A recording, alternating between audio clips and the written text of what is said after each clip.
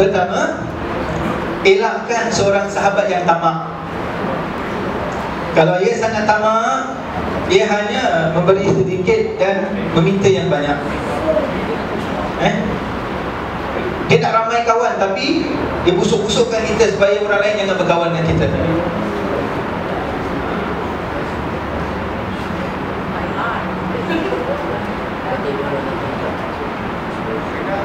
Ada kan orang macam ni ya?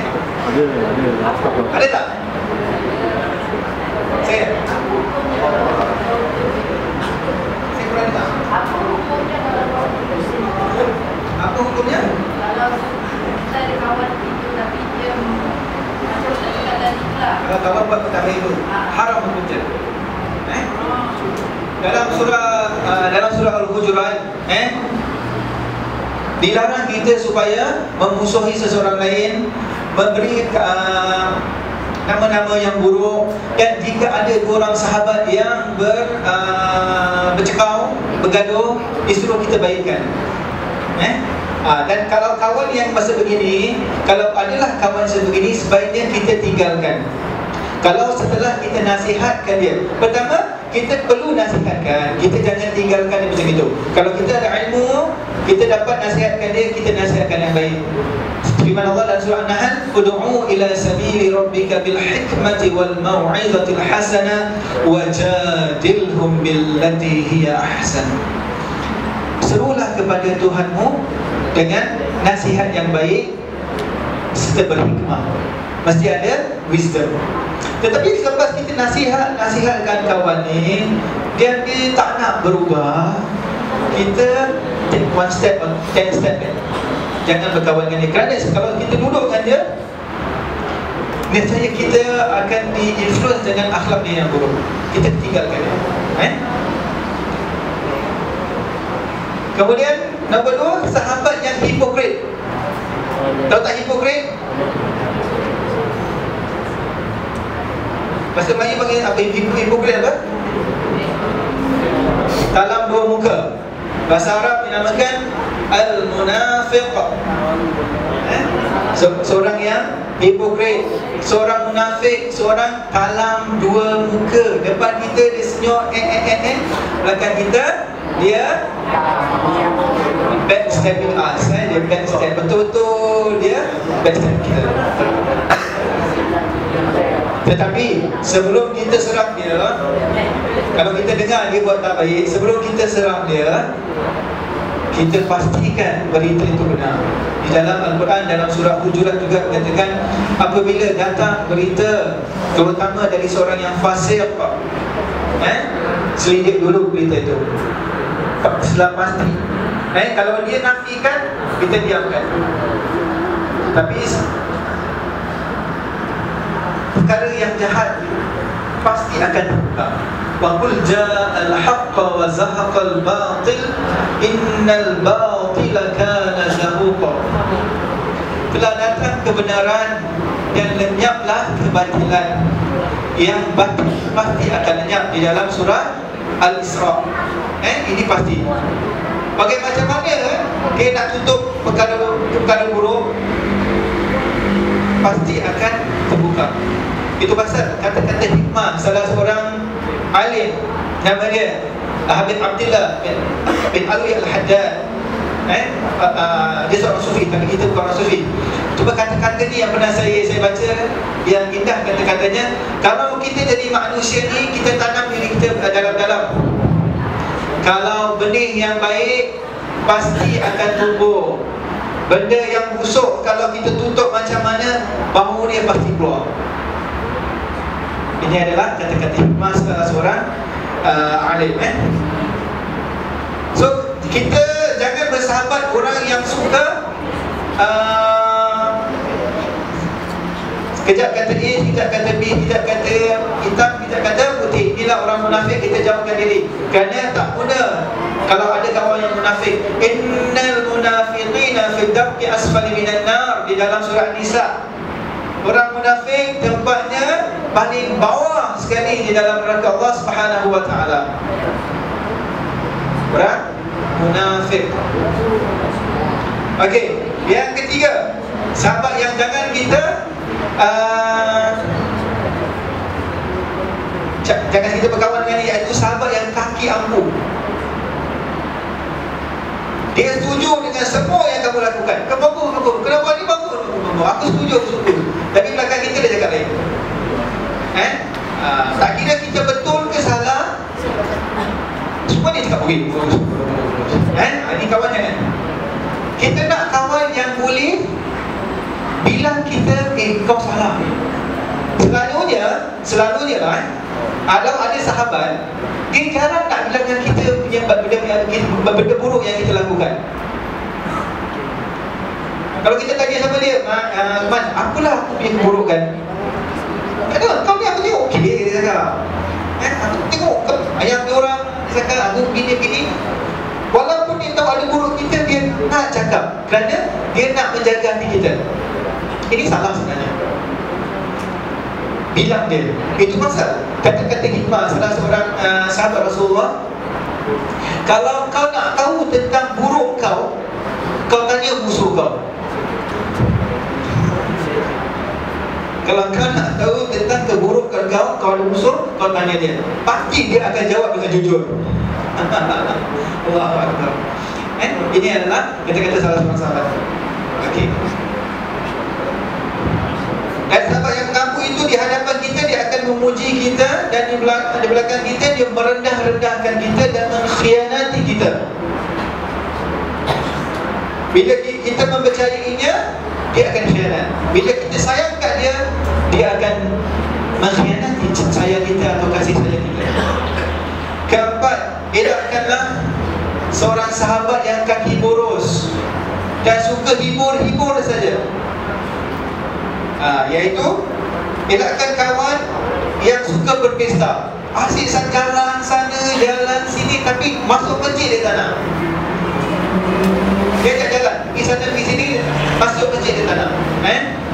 Suka berkeliaran, suka lepak-lepak, ataupun dekat meja timbat Arampin, suka rempit dan sebagainya.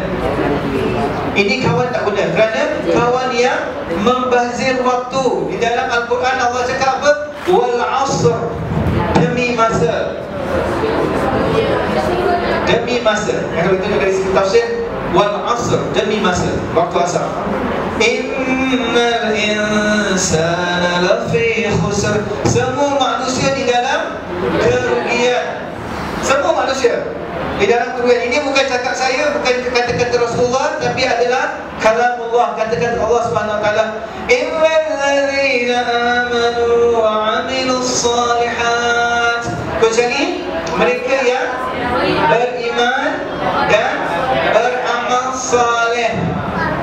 Dia mesti ada iman dan amal saleh. Dan kemudian tak cukup kat situ, apa dia? Dia mesti berpesan-pesan dengan kebenaran dan berpesan-pesan dengan kesabaran. Kalau nak dengar ceramah kadang-kadang boring lah. Kadang-kadang ada forum dekat ATM1 ke apa, tengok malas. Nak dengar syarahan, nak pergi masjid malas, nak sembahyang tarawih malas. Tapi tengok TV 2-3 jam, chatting dekat internet, kat Facebook, tak malas. Inilah kawan-kawan yang suka membazir waktu. Bukan tak boleh kita interaktif dengan orang, tetapi masa itu kita jaga. Dalam Facebook kirimkanlah ayat-ayat Quran, kata-kata hikmah, supaya orang lain mendapat manfaat. So kalau jadi seorang Muslim tidak cukup, kita mesti melakukan nasihat-nasihat yang benar dan suruh dia sabar. Nak sembahyang, nak bangun subuh. Nak bangun subuh senang ke susah? Susah. Tetapi kalau kita dah boleh bangun, kita syukur pada Allah. Kita kejutkanlah adik-adik kita ke kawan-kawan kita yang ada di sini. Inilah kawan yang sepatutnya kita cari. Kemudian yang lebih teruk, iaitu jauhilah sahabat yang menjauhkan diri kita daripada Allah Subhanahu wa ta'ala. Kalau kawan itu ajak belajar agama, tak nak, nanti dulu, aku masih muda. Aku masih muda, nanti aku dah nampak sikit dah 40 ke 50 baru aku nak start baca agama. By then nak baca Quran, lidah nak aku dah. Kalau dia nak baca, dia cakap aku nak tengok ustaz ni dulu. Ustaz ni betul ke tak betul? Macam dia betul. Semua ustaz salah, dia betul. Macam mana tu seorang yang jahil yang nak menilai seorang alim? Supaya di sini dikatakan hati-hatilah memilih kawan, kerana kawan boleh menjadi lawan. Pasal nanti kat akhirat nanti semua akan dipertanggungjawabkan. Mak bapak dipertanggungjawabkan tentang amanah yang dia diberikan amanah supaya jaga. Dan kalau kita duduk-duduk dengan kawan kita, walaupun kita ahli sembahyang, tapi kalau tengok muka kawan kita ni dia tak nak sembahyang, kita diamkan dia. Kita tak nak ajak dia ikut solat, tak nak ajak dia untuk belajar agama, kita akan dipersoalkan Allah Subhanahu wa taala. فَمَنْ يَعْمَلْ مِثْقَالَ ذَرَّةٍ خَيْرًا يَرَهُ وَمَنْ يَعْمَلْ مِثْقَالَ ذَرَّةٍ شَرًّا يَرَهُ. Semua perbuatan baik akan ditujukan kepada Allah SWT, walaupun sekecil zarrah. Begitu juga perbuatan jahat kita akan ditujukan oleh Allah Subhanahu wa taala. Sebagai penutup, boleh sikit? Boleh. Saya nak ceritakan tentang sahabat yang mulia ni, iaitu setelah dia membenarkan kata-kata Rasulullah Mi'raj, Rasulullah memberi title kepada dia As-Siddiq.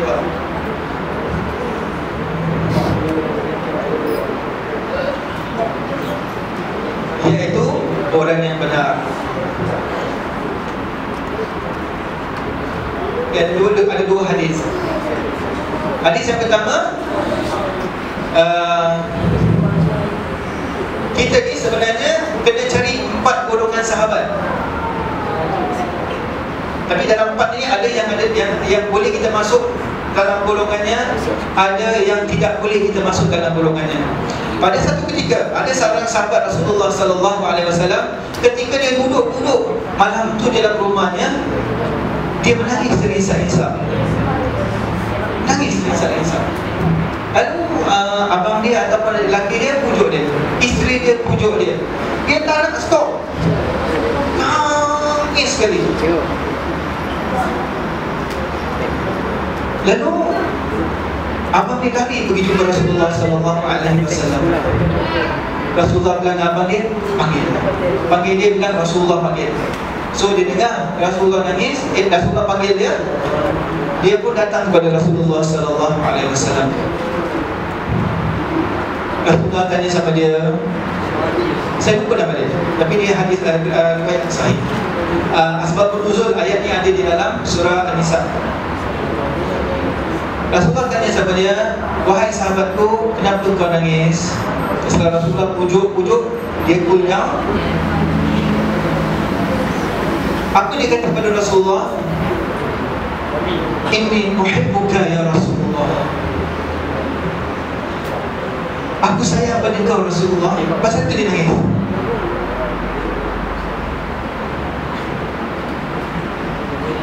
Apa jawab Rasulullah SAW? Wa inni ainuh. Aku juga itu.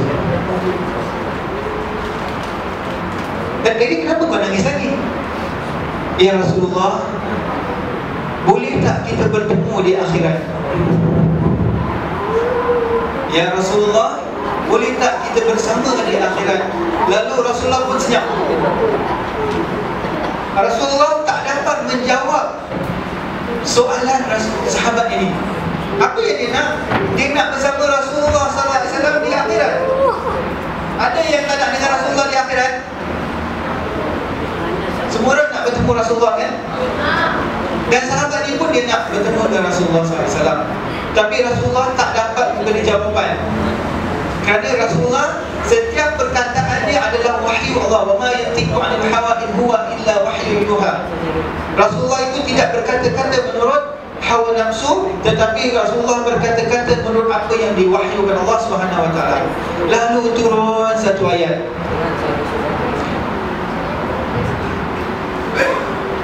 Ayat ini mengatakan,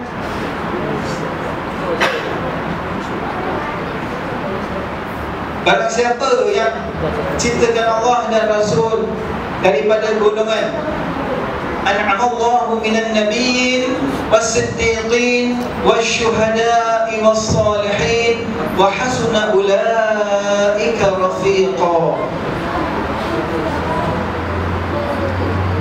Ini Allah cakap, barang siapa yang menuruti jejak langkah para nabi, para siddiq, para syuhada, para salihin, mereka ini akan bersama mereka di akhirat nanti.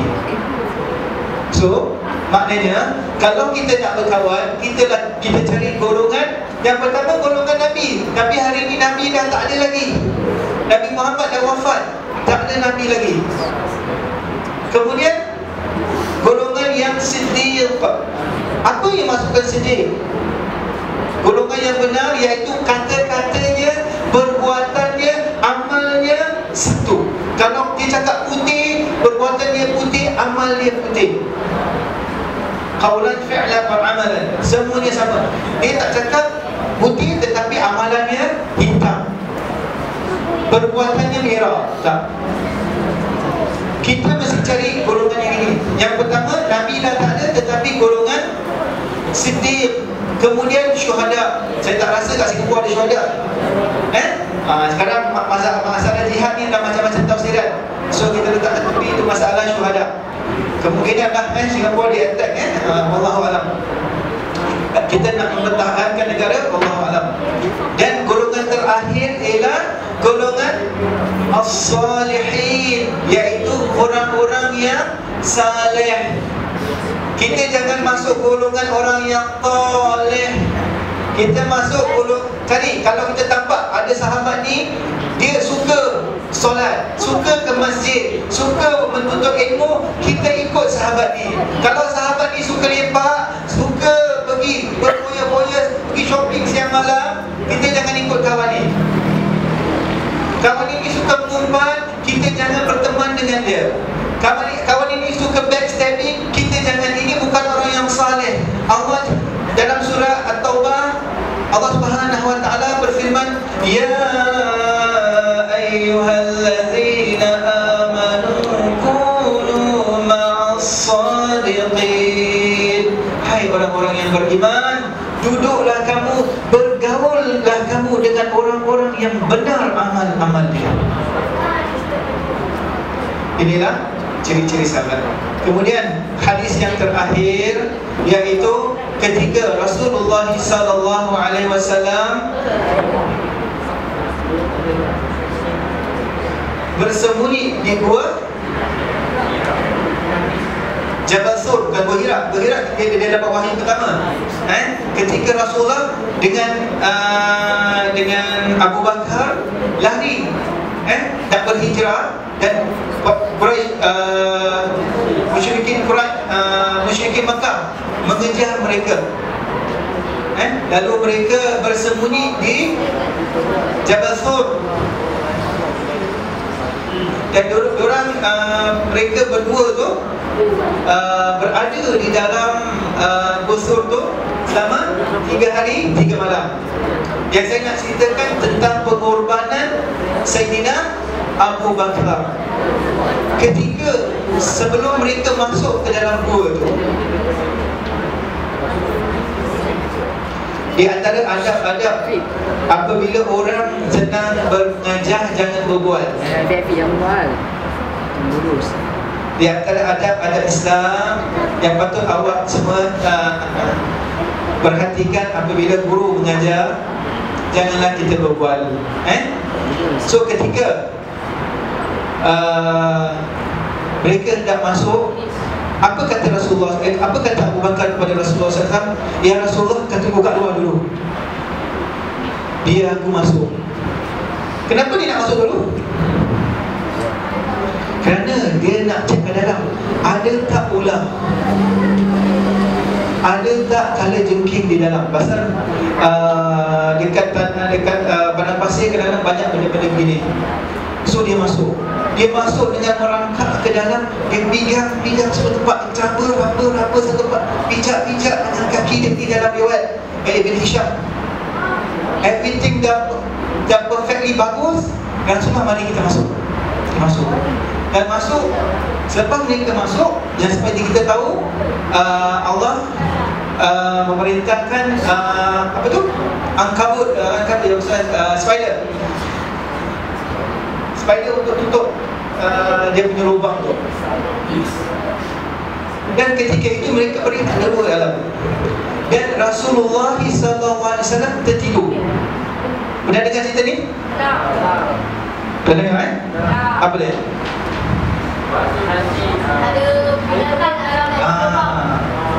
Ketika itu ada, ketika Rasulullah sedang tidur di peha Abu Bakar, ketika dia tengah tidur peha Abu Bakar, lalu datang kala jengking yang berbisa menggigit kaki Abu Bakar.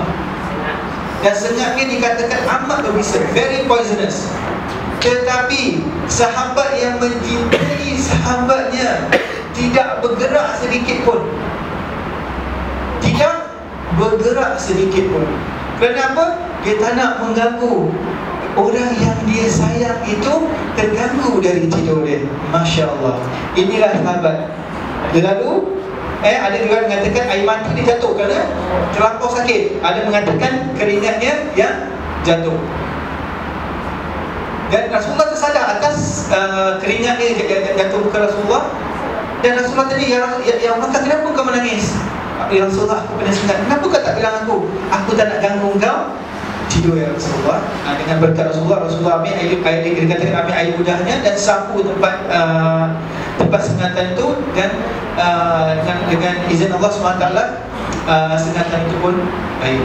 Inilah ciri-ciri sahabat yang perlu kita katakan, yang kita cari. Boleh tak sahabat itu berkorban untuk kita, membenarkan kita? Kita lihat di sekeliling ni. Kalau boleh semua yang ada kat sini yang pakai baju kuning ni dan termasuk baju hitam, menjadi sahabat-sahabat yang baik, berkorban harta ataupun nyawa sekalipun. Tengok Abu Bakar almost menggadaikan nyawanya. Piramli cakap apa? Berkorban apa saja, harta ataupun nyawa. Itulah kasih mesra sejati lagi mulia. Aku luka bihadza astaghfirullah li wa lakum wa lisa'iril muslimina wal muslimat. Subhanakallahumma wa bihamdika asyhadu an la ilaha illa anta astaghfiruka wa atubu ilaik. Assalamualaikum warahmatullahi wabarakatuh.